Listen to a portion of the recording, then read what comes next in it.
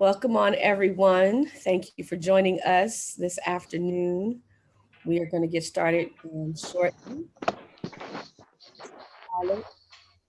And I'm program manager at the Cecil Murray Center for Community Engagement. So welcome to our critical conversation from Me Too to Church Too. Excited to be on with all of you this afternoon and our panelists.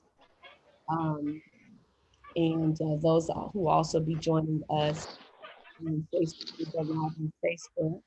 So as you all come on in, just feel free to get settled. If you recognize anyone's name in the room, feel free to greet them in the chat and let us know where you're from. So if you want to use the chat to give us your name and what agency or school or city or state you're from, that would let us know who's in the room. And then also, if you want to be, if you want to just let anybody that name that you might recognize on screen. We're going to do in just a moment, after we go through our Zoom etiquettes, we're going to take a group photo. So now would be a great time to put on your lip gloss for the ladies and chapstick for the brothers, for the men, or whatever you do. But we always try to do a little quick group photo. So in the mid, we're going to invite everyone to come off, open up their cameras, and then we'll take a quick group photo. So again, we're very excited to have each of you on with us this afternoon for this robust conversation. And this also will be live. You won't be live, but the conversation will also be streaming live on Facebook. And so if you go to CRCC, their Facebook page, you can share out the conversation from there as well. So, but grateful to have you all in the room with us. And feel free also to use the chat as to share any comments or thoughts or questions. So let's review our Zoom etiquettes because we want to get right into our conversation. So we do ask that you remain on mute unless you're participating in the discussion. And if we have time at the end, we do try to stick with our commitment time of 1 hour. And so our goal is to wrap at 2:30. But if we have time before then, we certainly we'll take questions from those of you that are in the Zoom room. Please do not record. We are recording for internal purposes by USC, recording for internal purposes, but we would ask that you not record from your phones or devices, as this, of course, will be on the CRCC page. And then again, feel free to use the chat to ask any questions or ask any points of clarity. And this is a sensitive conversation. So we recognize that. So if at any point something comes up for you, feel free to share that. Or if you need to, step off camera and come back on, we welcome that as well. And then again, just use the chat function. If invited to ask a question, we want to certainly encourage you to use the the *6, which will allow you to toggle from mute to unmute, or the *9, which will allow you to raise your hand, and then we'll acknowledge you so you can ask your question. So let us go ahead and start diving in. So we're going to take a group photo. So we're going to ask if everyone can come off screen. We'd love for you to come off screen. And we're going to do a quick group photo for just our archives. We're not going to post this or anything like that. We just do it for our archives. So we're so glad to have everyone on with us. So if you're comfortable coming off of onto screen, we'd love to have you. And even throughout the conversation, we'd love for you to be, if you're able to be on screen. So I know one of our team members is going to be doing the group photo. So Soraya, you want to give us a cue when you're ready? Yes. So everybody look at your camera and give that big, beautiful smile. 1, 2, 3. And I'm going to do just one more, just to be safe. 1, 2, 3. Thank you. Wonderful. Thank you so very much, Dilara. I appreciate it. So my name again is Reverend Najuma Smith-Pollard, and I am the program director for the Cecil Murray Center for Community Engagement. And so I want to set a little context for today's conversation. In 2018, there was a lot of talk around Me Too and then Church Too. And I was asked and also privileged and really grateful for the opportunity to gather together a cohort of clergy women. And we had a robust conversation around faith and sexual harassment, sexual violence in the faith community. And so two of those individuals that were part of that original conversation are two of our panelists today. And then one who was not there, but has been a part of the conversation along with us is joining us today. And so the intent, when we did the initial conversation in 2018, the goal was to follow that conversation up with some additional conversation with clergy, with our clergy brothers, and really begin to tackle this issue of faith and sexual harassment, sexual violence. And unfortunately, I had a personal family tragedy the next month, and a lot of things got put on hold. But the blessing is that we're able to circle back to this conversation. USC did, LA Times and the USC did two wonderful articles. And so those will be put up in chat just in case you've never seen those. There was an LA Times article that came out right after our gathering in September of 2018. And then USC, early part of 2019, allowing me some time to kind of get past the family tragedy, put out the article that they had written around the conversation. So those links will be put in the chat for us. And so that's really the context of this conversation. We're really circling back to this conversation. And also for those that are watching live on Facebook, the links to those two articles will also be put in the chat on Facebook. And so here to have this wonderful, robust discussion are three beautiful women that I'm grateful to call colleagues, but also friend. So I'm going to introduce Alicia Boyd. Alicia Boyd, she and I were connected through this wonderful world of social media.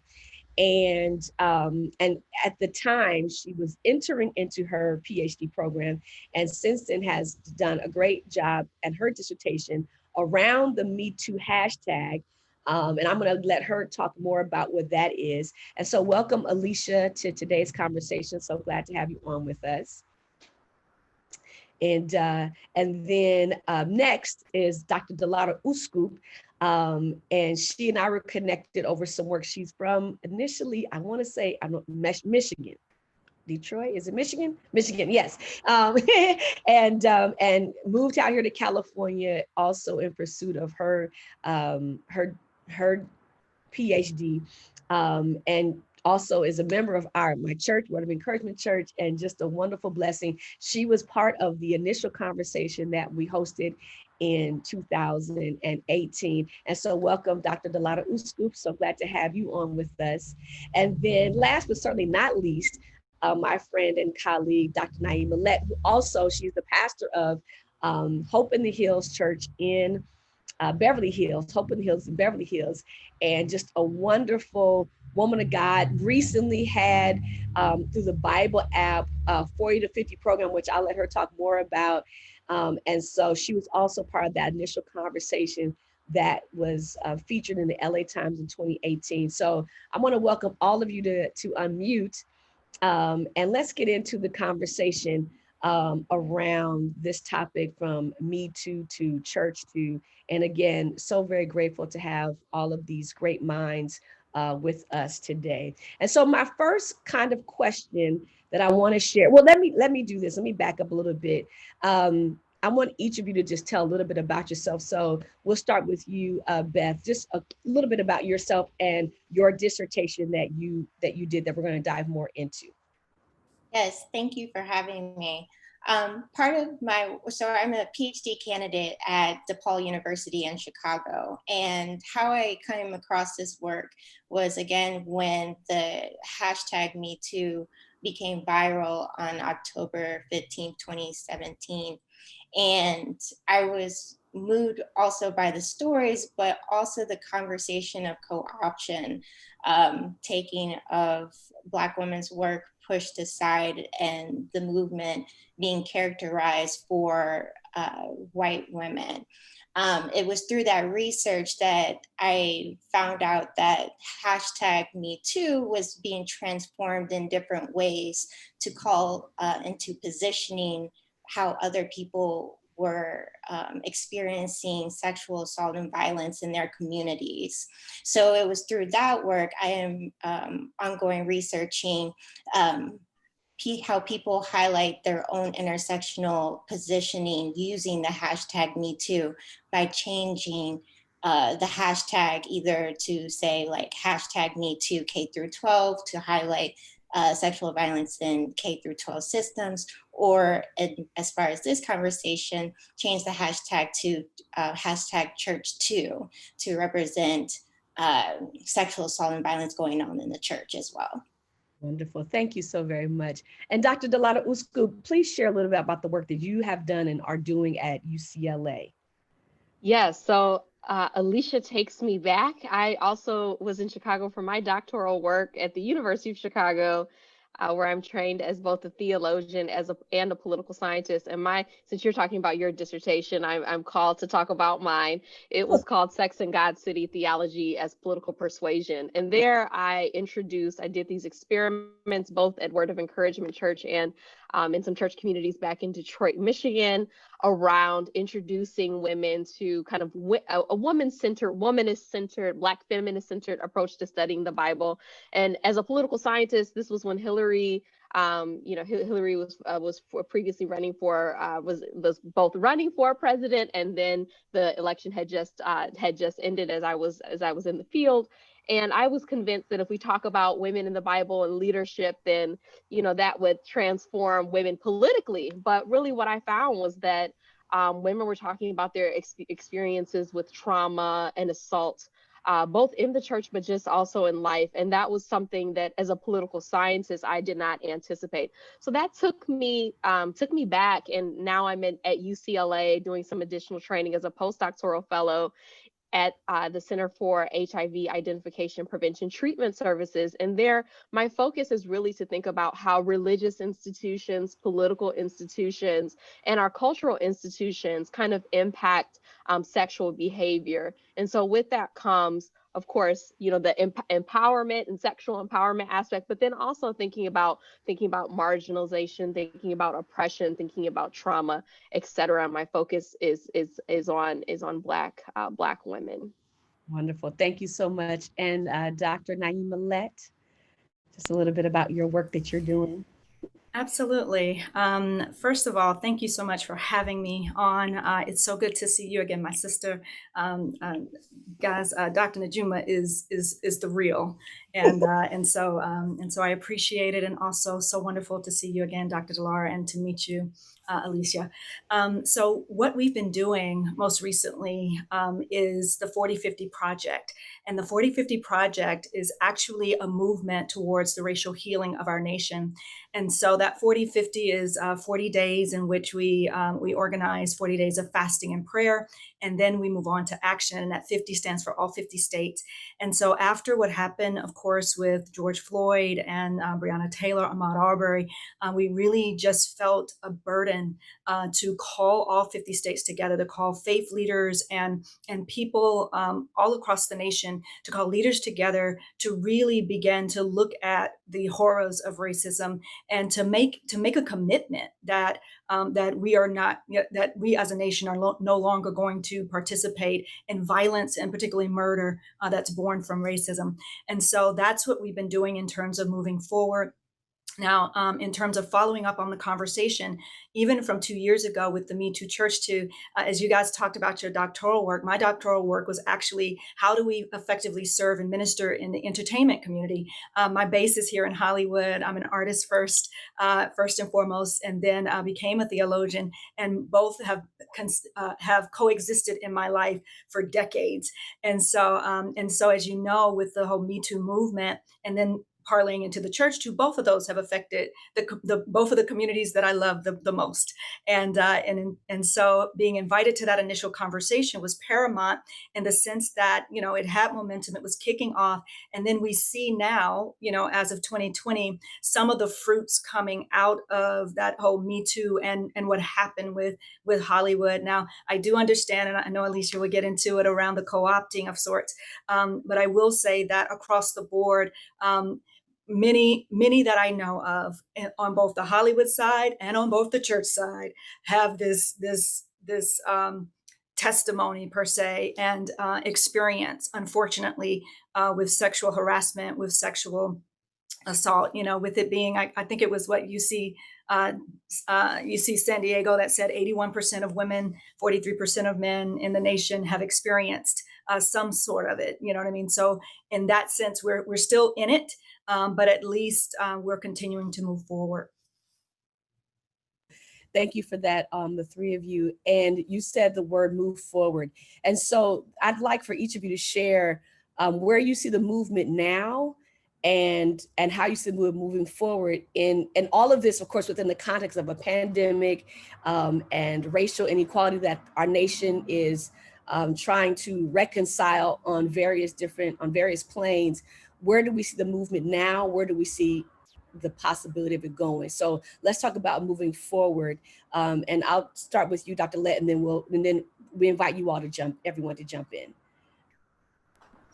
Yeah, well, where I believe in terms of the movement has had the most momentum, right? And again, and this is in reference to Me Too specifically, and of course, Church Too is tacked onto that. But let me talk about Me Too.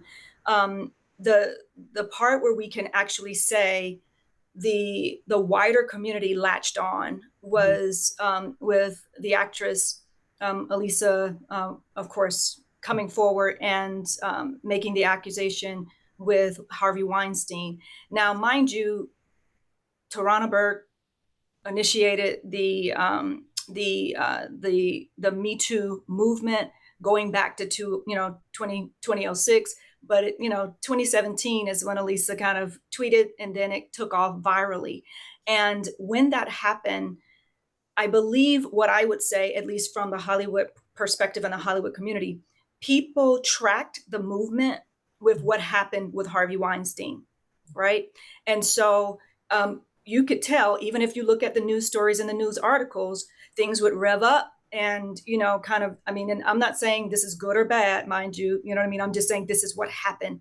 So people tracked it, at least on this side of community, people tracked it according to what happened to Harvey Weinstein. So when he was convicted in March of this year and sentenced to 23 years in prison, I think there was a great hoorah, hurrah, and people really thought that's it, right? Like, this was right. Like this was about Weinstein. We got him. He's paying for his crimes. All right, Me Too done, right? But March was the exact time we began going into the pandemic, and the numbers, and the reports start going up that people are not safe, and people are trapped in their homes with, in unsafe situations where they're being, where there's sexual violence and sexual assault. And so it's, it's one of those things where it's good when the wider community and the wider culture gets involved, because I don't think what would have happened to Harvey Weinstein would have happened if not the people that got involved, right? So it's good when that happens, but it also, there also needs to be a situation where it's not just pivoted on one person, right? Like there has to be an acknowledgement that the Me Too movement goes beyond Harvey Weinstein, right? Like that's a big target kind of, poster child. You can put it up and say, yay, we did something, and people love to be able to check a box. But at the end of the day, there's still, it is still happening. It still needs to be a part of conversation. And guess what? There's legislation that is being held up right now that needs to be passed. Like there were at least 4 congresswomen, I believe, 4 to 5, but I think it was 4 of them that came forward with actual changes to the law. that would make it safer in the workplace, that would make it, impossible, or at least give people consequences if they are participating in this behavior in the workplace. And that legislation is not moving forward because, and for lack of a better word, it doesn't have the type of voices that are going forth. So we've got to find out some kind of way, right? We've got to find a way that things need to be done and the movement needs to continue to move forward, even if it's not just, for lack of a better word, the celebrities coming forward with their personal experiences, right? So, but, we're grateful that the shine is there. There's so many other parts of the, I would say, the industry that still need to be touched.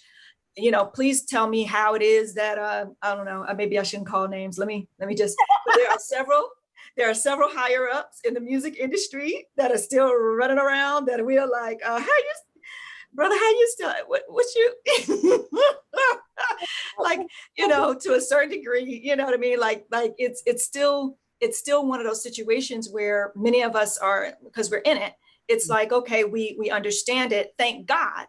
Now I say this, thank God that the Me Too movement is up and running. Thank God that there has been attention brought to it, but we still need to continue, because without those laws being changed, very little actually happens overall for everybody. Does that make sense? Absolutely. I'm so glad that you connected, which is part of why we're having this discussion today, because almost immediately there were reports of women and children who were experiencing sexual violence in the home.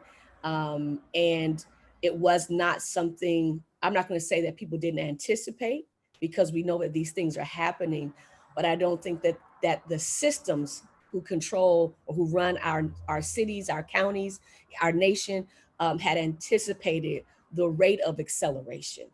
Dr. Dilara and then Alicia, jump on in. I just wanted to as we talk about systems and kind of responses, just think about Me Too and the tension that exists with the federal government. So I was just recently reading about some of what's happening with Title IX and the changes that are happening with Title IX and the changes that Secretary DeVos put in place. And we know that there was a kind of shifting from the Obama administration's position on Title IX, which obviously is the federal law that bars sex discrimination in education, and her kind of rules that the policy changes that she put in place narrowed the definition of harassment, reducing the number of cases that colleges would need to investigate. And so I'm both, how do I put this? I'm both energized by what has happened with Harvey Weinstein, Jeffrey Epstein, R. Kelly, and some of these people who are influential in terms of music or culture, et cetera, or who have been. And I'm as far as what has happened on an individual level. But then when I think about, as you both have pointed to, the COVID pandemic and its impact on the lives of people who are in situations where they don't have access to domestic violence resources, the shelters are kind of beyond capacity. When I think about what's happening there, when I think about the turn and the shifts that have happened with the current presidential administration, then at this. And when I think about this in the scope of, because of course we want to have a space, especially for women and children who and men who have been assaulted and who have who've experienced sexual violence. But at the same time, I want to be thinking about this in conversation with race. And so how do we both think about Me Too, but then also the carceral state that exists that we know treat men, Black men and and white men in particular differently.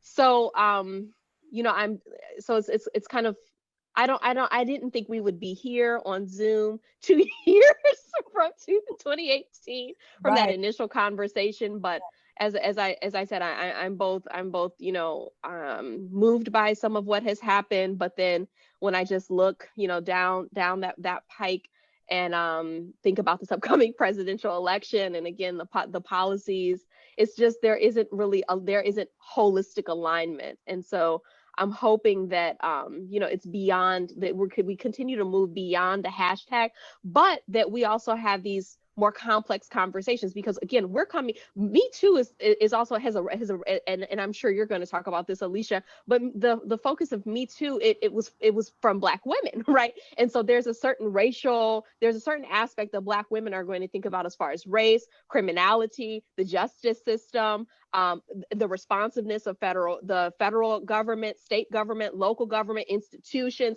so it's not just about sexual harassment. It's about these like larger macro issues as well. But again, when you have a contentious a federal government that may not be in alignment, and is now kind of even politicizing, certain types of terminologies that we may use, and thinking about like whiteness and thinking about racial justice and Black Lives Mattering, quote unquote, there is real tension there. Absolutely. And one of the things that we're going to get into this moment, I'm going to invite Alicia to share. And for those that are watching, those that are part of the Zoom and those that are watching on Facebook, again, we are returning to a conversation that we began in 2018. But as we are in 2020 and experiencing this multi-layered pandemic and all of the injustices and how all of these pieces fit together.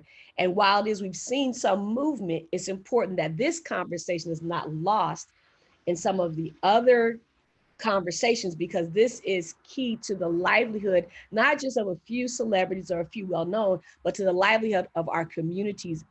Because what we do know is the impact that this multi-layered pandemic has had on the welfare of so many individuals who've been at home with their perpetrators. And what are the systems? What are the legislation? And why isn't legislation still moving forward? And why are we not having the conversation? So yes, today we are kind of serving as the bullhorn, the trumpet, to kind of say this still needs to remain at the forefront of our conversations around equity, around justice, for women and children, for men, for indigenous communities, and the alike, right? So we don't want this to be lost because we had a couple of arrests and a couple of convictions. Alicia, please jump on in with us.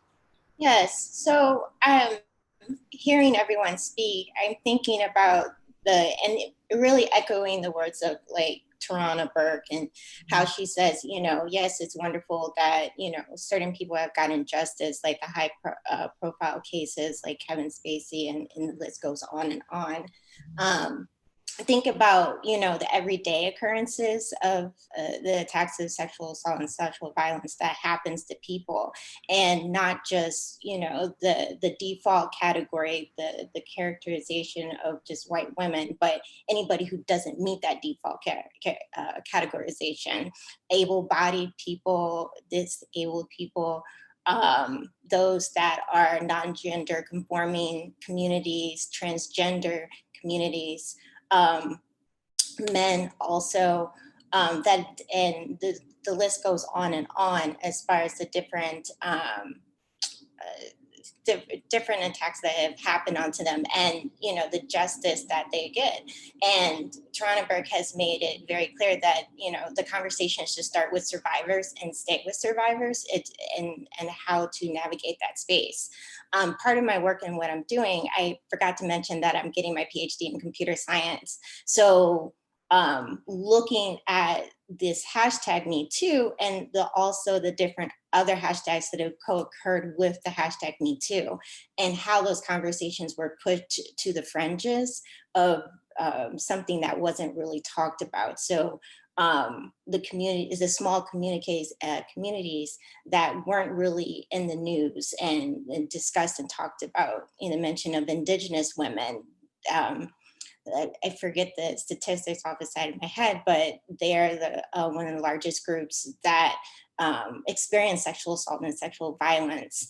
And they weren't mentioned in that discussion when the hashtag went viral, but yet they should not be forgotten because their pain is just as much as real. So what do we do in this system, in this place that we're in right now, especially during pandemic, especially when we are told as those that don't meet the default categories, we do have humanity within ourselves. We are worth more than just the walls that are shot up. That we have some humanity that carries on along with us. And that's why I really, with my work with the Me Too movement, I really want to investigate those communities that were left out of that larger conversation, that weren't part of the news stories. What were those individual stories? The stories of trans people being sexually assaulted and sexually accused or harmed, I'm sorry. And just in different institutions, it doesn't have to be like the Hollywood. It could just be in schools, homes. It could be on the street, as far as catcalling, street harassment. All those things are very are Me Too worthy, hashtag Me Too worthy, and they should be included as part of this conversation. Absolutely, thank you, Beth. And also, one of the things that also has come to the surface as we're experiencing in Los Angeles, this astounding homelessness issue and the sexual assault that's happening for homeless, vulnerable peoples who are homeless or unhoused. And so this is why we're having this conversation. I'm so very grateful to each of you for being a part of this conversation and really elevating the discussion, so we don't forget, so we don't see this as a one and done. It's finished, it's over. And there are people that would argue that this doesn't fall within the realm of social justice concern. Like, how does this match up to that of a Breonna Taylor? And I believe, Me Too, from Me Too to Church Too, and we're going to get into Church Too, Breonna Taylor, say her name, they're all interconnected. Because all of it has to do in the ways in which women are affected by issues of with lack of access to resources, access to power, and how agency is often blocked. And so I would like to hear from each of you on, those who would critique and say, well, this is not really a social justice issue. I'd love to hear your voice on that real quick. And then then we're going to talk about from Me Too to Church Too and the faith community's responsibility. I just wanted to just offer a quick comment on that, because the utilitarian argument of this life versus that life, I think we have to value human life, humanity, justice, liberation. Yes. And the idea that, and I think the frustration, the frustration for me gets to, we all have our areas of core competency, all have our areas of expertise, and all have our areas of passion. And if everyone just pursued that area of passion, as you pointed to, these issues are all interconnected. So we can't divorce what has happened with Breonna Taylor from what has happened with other marginalized communities. And I mean, we can just name, we can say all her names, say all his names, say all they's names, but this, and I don't want to use the term crabs in a barrel, because when you put crabs in a barrel, that's not their native environment. But I guess some of this is not our native environment either. But when we start kind of assigning a particular type of value or value to either human life or one kind of situation versus another, it doesn't get us to a place of productivity and forward movement. So I think a part of that is on ego, and I'm sure our other panelists can expand.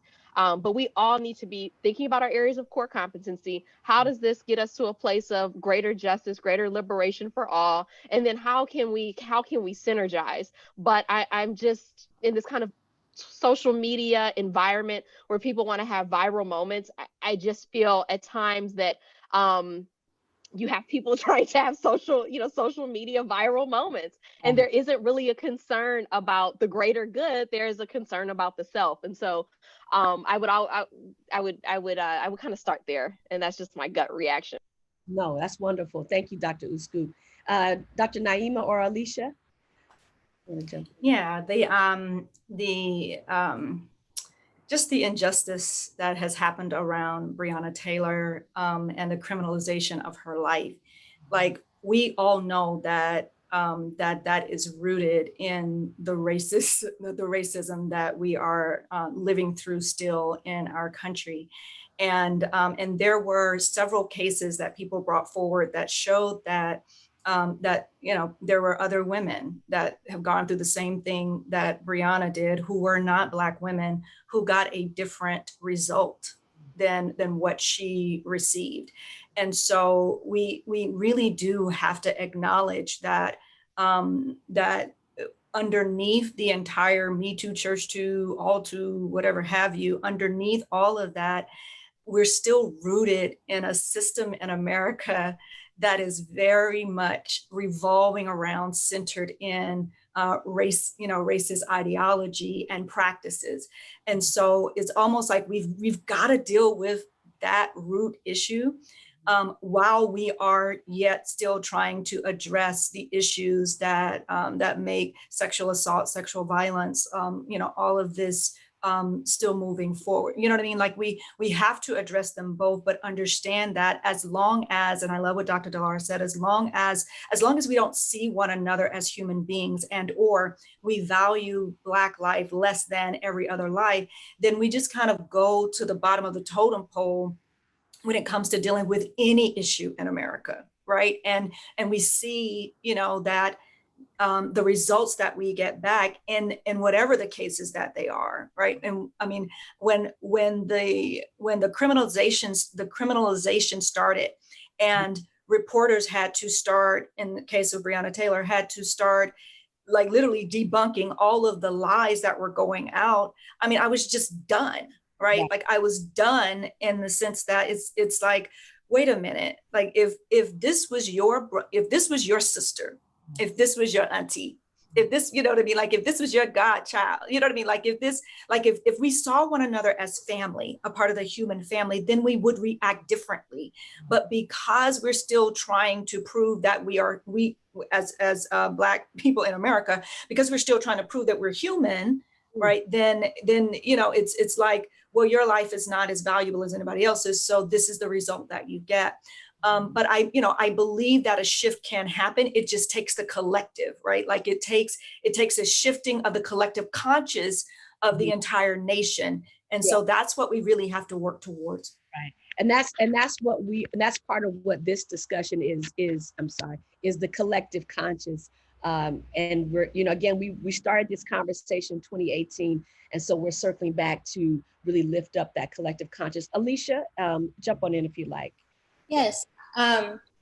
When people ask like, how is this connected? I just tilt my head and I'm like, yeah, really, you don't see what has happened and transpired all this time.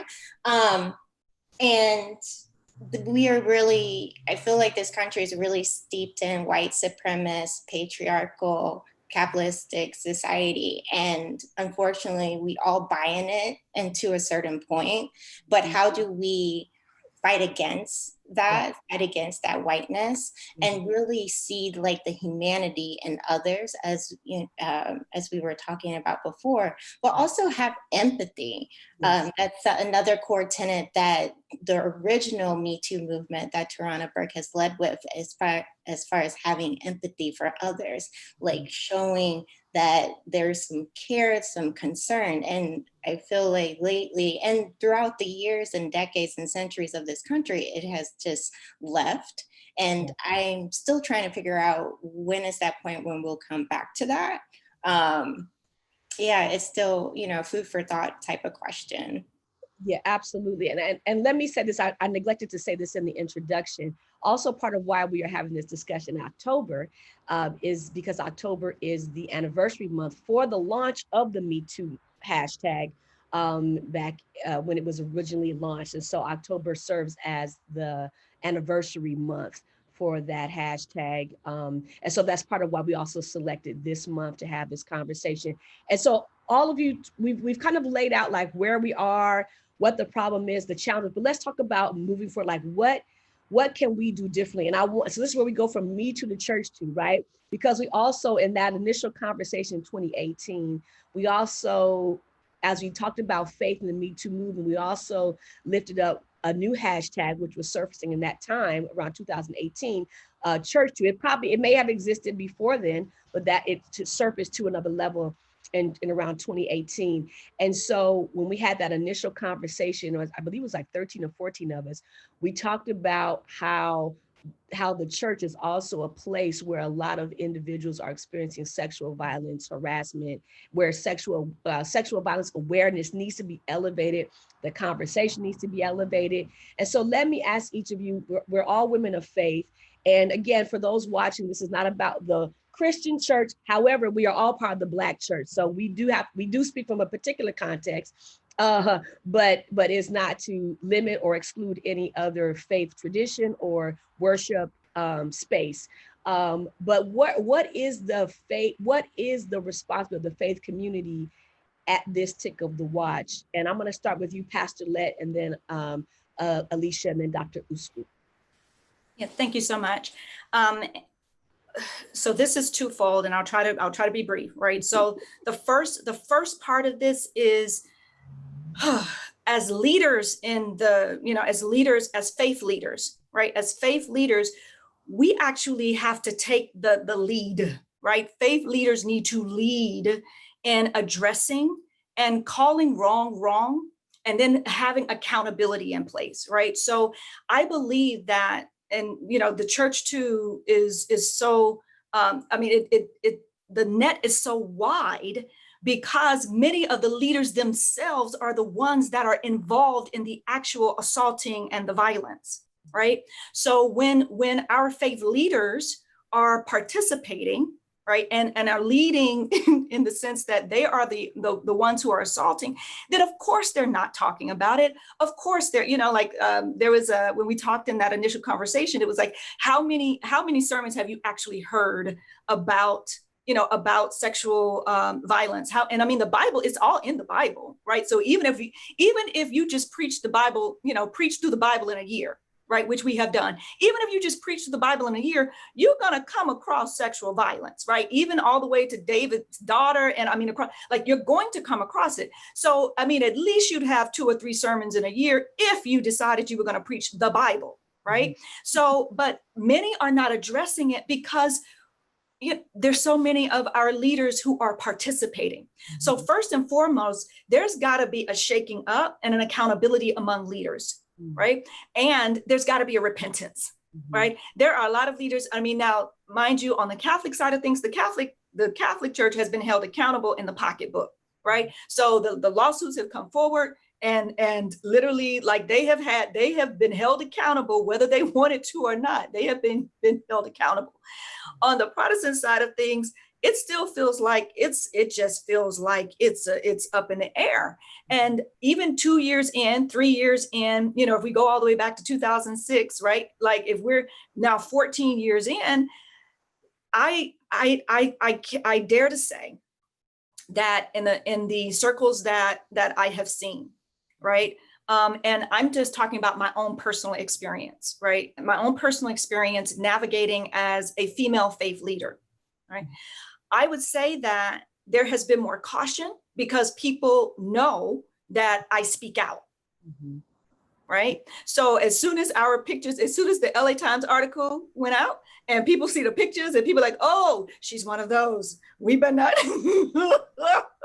But mind you, in my personal life, having now been in ministry for a quarter of a century, in my personal life, I have again and again had to literally verbally confront people when they have verbally tried to, sexually harass. Right.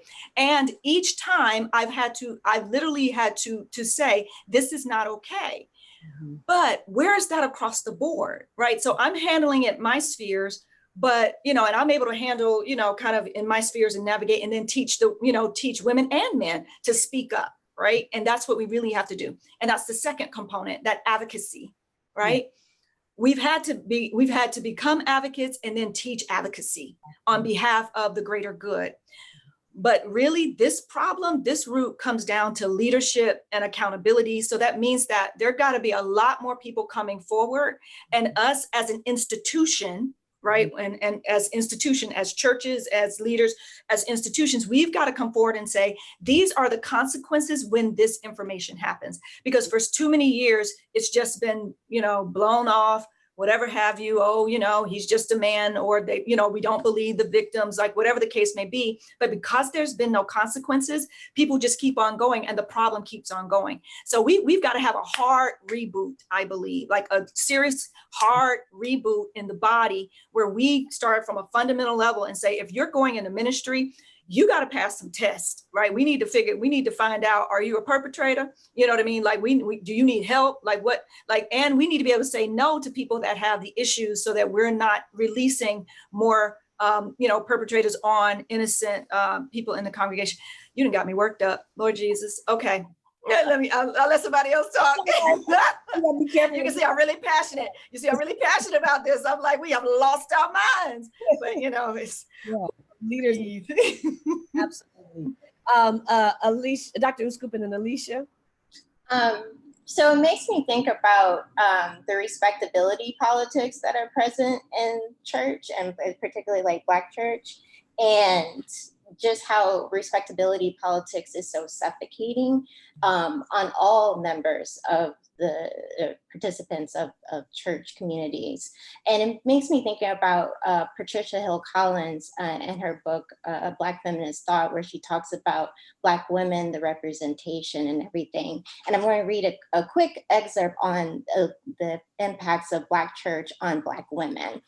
Evelyn Brooks and Jacqueline Grant identify the church as the one key institution whose centrality to the Black community developed may come at the expense of many of the African-American women who constitute the bulk of its membership. Grant asserts, it is often said that women are the backbone of the church. On the surface, this may appear to be a compliment, but it can become apparent to me the most of the ministers who use the term are referring to location rather than function. What they really mean is that women are in the background and should be kept there. So it makes me think about the different types of sexual assault and violence that it goes on in the church, and how we still have to remain respectful, composed, and not really allow our pain to be shown. So that needs to stop, because it's very harmful, not only in the church, but to the individuals as well. It's like, where do you find this healing? And part of the Me Too movement, again, going back to Tarana Burke's tenets, not only with empathy, but to find some healing, some sort of a safe space where they can discuss what happened and allow the survivors to move through that space on their own terms. Wonderful. Thank you for that, Alicia. Dr. Uscoop? I just want to echo the words that I'm hearing come out from the panelists. So accountability, advocacy, thinking about positionality, thinking about healing, consciousness. I'm also, so I want to echo, I second everything everyone said before me.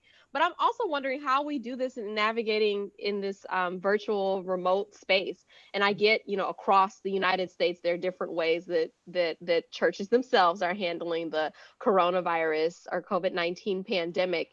But I am wondering how, given what's happening both at the household level with incidences and increases of both domestic violence and assault, but then also thinking about this relationship with the church, this complex relationship with churches and how they are pastoring in this moment where, in-person human interaction, it can be unsafe, right? And many church communities are vulnerable and have elderly populations that might be immunocompromised.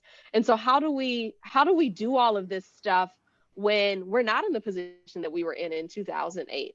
Right. So yes, we have this attention, we can kind of galvanize, we can advocate, but then we're also sitting back in front of the camera on Zoom. And so how do we, I guess I want to answer your question by asking the question of how do we think about expanding services or providing services or holding certain faith leaders accountable or having these healing collective spaces when people are struggling with issues like domestic violence in the household, depression, job loss, the kind of attention toward racial injustice, kind of this political stuff that's happening. I'm just going to just say that.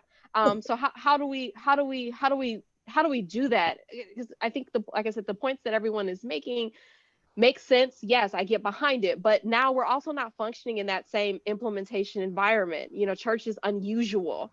So what are some ways where we can make these things happen in an environment where, you know, this is a once in a lifetime, once in a century global pandemic that we have not seen? And I think what your question really alludes to, Dr. Dilara, is the word innovation.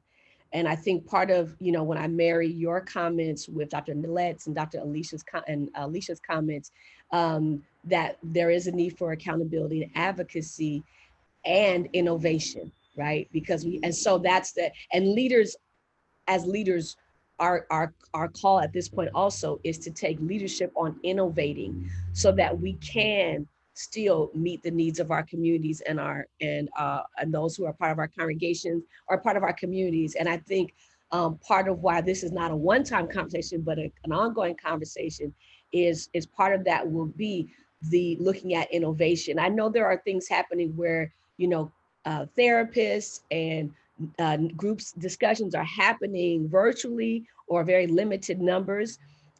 Maybe there are spaces where the church can connect. And I know Dr. Richard Flory at our office, he has a program going on with the Lilly Foundation on thriving congregations. And so part of that program is thinking about innovation and churches thriving and being innovative. So I think what we could all say is this is an opportunity to think about going forward as not just leaders of a current system of a way of doing church or faith, but also leaders in innovation. And that as people of faith, recognizing this and all the other challenges, justice issues, that we also have to be innovative in our, but what we can't do is just do nothing. What we can't do is be silent. What we can't do is say, well, it's, you know, life is too hard, we'll save it for next year. But that we have to think about innovation. So I think your question leads to maybe the next discussion around innovation and advocacy, innovation and intervention, right? And that it's not one or the other, but we have to bring in the innovation piece. As we're wrapping up, and this hour sadly always goes by too fast, I want to ask each of you to give our listening audience, our viewing audience, a charge. What would you charge those who are watching and those who watch the replay? Give them a charge, because I believe that these kinds of conversations have a charge attached to them. And let me say this to those that are watching: if you want to know more about the Thriving Congregations work that we're doing, go to CRCC, USC Dornside CRCC page about Thriving Congregations. Also, next week, we're going to be talking with Phil Washington, head of Metro. So these kinds of conversations are going to be ongoing. And we're certainly going to circle back to this discussion as it's an ongoing conversation, not a one and done. But I would like for each of you to give our viewing audience a charge, like where do we pick up now that we're back to this conversation? Where do we pick up, and what's something that they can do to be part of the healing, advocacy, awareness process? Dr. Alicia, I'll start with you, and then Dr. Dilara, and then Dr. Naima. I would encourage those to create safe spaces for people, especially those that don't carry the same type of lifestyle or that you're accustomed to, because you never know what your privilege can hold, and as far as creating a space that's safe for somebody else so they can speak their truth, speak their lived experience, and be careful not to speak for them, to be their mouthpiece, because they have a mouth themselves. So give them the opportunity to speak their own truths and their lived experience. Wonderful. Dr. Uscoop? I would say that we cannot rely on our traditional institutions, particularly at the level of the federal government. Not that we have all the time, but we certainly cannot in this environment. And so that means that the onus is on local governments, is on local church communities, is much smaller. And so I would say for those that are in positions of power and privilege, to use that power and privilege, whether that is, as Alicia's pointing to, being able to hold safe spaces, whether that's being able to call out certain types of behavior, whether that's being able to set up some opportunities for advocacy, whether that's, us getting together and thinking about innovation and how do we share resources, if you're in a position of power, to use it. Wonderful. Thank you. Dr. Lett? Yes, for each and every person that is navigating through this pandemic, take care of yourselves, right? Take care of yourselves, your mental health, your spiritual health, your physical health. Health has been elevated to the top of the list. And then to leaders, listen, leaders need to lead. So in each and every one of your spheres, you can make a difference in this space of advocacy and accountability. On the 4050, we're developing a 90 million covenant. That means we want 90 million Christians and people of faith to sign a document saying, we agree on this around racism, right? And when that covenant is signed, then that's something that can be held accountable, that people can be held accountable to. You said this, and so we can hold you accountable to this. In this area of sexual assault, sexual violence, and especially in our faith communities, you can put something together, even if you start with your congregation. You can put something together that says, we agree that we will not do X, Y, Z. And if these things are done, then these are the consequences for these actions, right? And begin to create an environment where people are not afraid to come forward and say, this happened to me. And, and this is, and again, if something is signed, we can hold you accountable to something that's been signed. But the first step is actually putting something together. And you can do that wherever you are with as few people or as many people as you can get involved. Wonderful. Thank you. And I would just simply add, one of the things that we're doing with the Word of Encouragement Church, we do a Friday check-in, a mental health check-in, but it's also a safe space. So Alicia, I know you said safe space, and Dr. Lett and Dr. Uscoop. And recognizing that a lot of what we're doing is virtual, but you can create these spaces that can serve the concerns, and particularly this concern around sexual violence, from me to the church too, and recognizing that as a community of faith, we have to be engaged in this effort and in this work, and not see it as a separate from all the other social justice issues that we are standing up against. And so whatever means that you have, we want to invite you to do the simple things even, and then all the other ideas that were lifted. But certainly I see this as a great opportunity for innovation, and addressing the issues of sexual violence and bringing greater awareness to what's happening. And again, if nothing else, pray for families where we know at this tick of the watch, throughout this pandemic, the numbers on domestic violence and sexual assault have gone off the charts. Be very clear about that. So we have to be prayerful and mindful and thinking of ways that we can we certainly help turn things around. Amen. So thank you all for joining us. Thank you, Dr. Naima Lett, Pastor Dr. Naima Lett. Thank you, Alicia Boyd. Thank you, Dr. Dalara Uscoop. Thank you for all of you for joining us on today's critical conversation, from me to the church too. And we will be back, a second round of this conversation. This is just us circling back from 2018, but we'll be back again with more of these conversations. So have a great week, and thank you for joining us.